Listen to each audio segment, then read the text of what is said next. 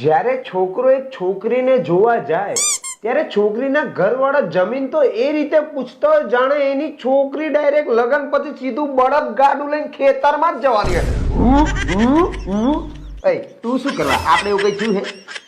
આપણે બધું સિમ્પલ છે, તું શાંતિ રાખ. આ તો ખાલી વાર્તા છે. બીજા શાંત રહેવાનું. પહેલા અમારી ગર્લફ્રેન્ડ હતી ત્યારે હું બોલતો અને એ સાંભળતી. પછી અમારી સગાઈ થઈ ત્યારે એ બોલતી અને હું સાંભળતો. અને લગ્ન પછી હવે અમે બંને બોલીએ છીએ અને આખી સોસાયટી સાંભળે છે. આ શું કીધું ને ખોટું કીધું? આવડો મોટો ઘોઘરો હે તારો. તમારો ઓછો છે?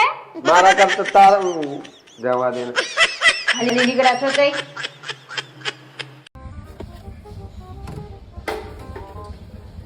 અલી શું કરે છે? કચરો ફેંકું છું. અલી રેવા દે ને યાર, ચાલશે.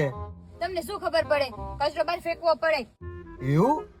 હાસ તો તું ઉતાર ગાડીની બહાર. બસ ખાઓ છે?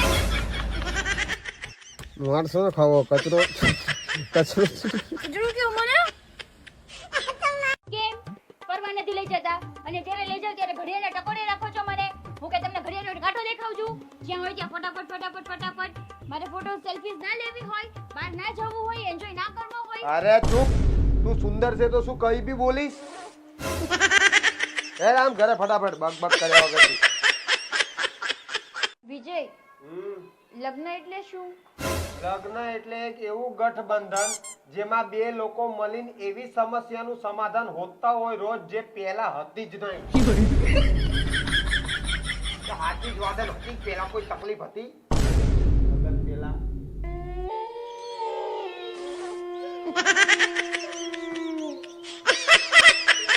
મારી એક ગર્લફ્રેન્ડ હતી.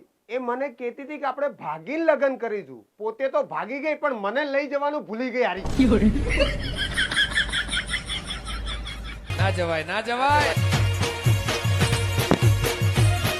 વિજય, મને એ નહીં ખબર પડતી કે બધા પુરુષોને ક્રિએટિવ વિચાર આવે એવા અમને સ્ત્રીઓને કેમ નહીં આવતા હોય? કોણ કે નહીં આવતા? તમને લોકોને આવે જ છે ક્રિએટિવ વિચાર. ક્યારે આવે? કેમ? જ્યારે અમે કહીએ કે અમે અમારા ભાઈબંધ જોડે બહાર ફરવા જઈએ છીએ ત્યારે તમને નવા કેવા ક્રિએટિવ વિચાર આવે છે અને બાજવા માંડો છો અમારા જોડે કોઈ બી કારણથી. એ ક્રિએટિવિટી નથી. કોઈ દિવસ થયું એવું કે વગર બાજી અમે ગયા હોય? મગજ ના ફેરવો હો.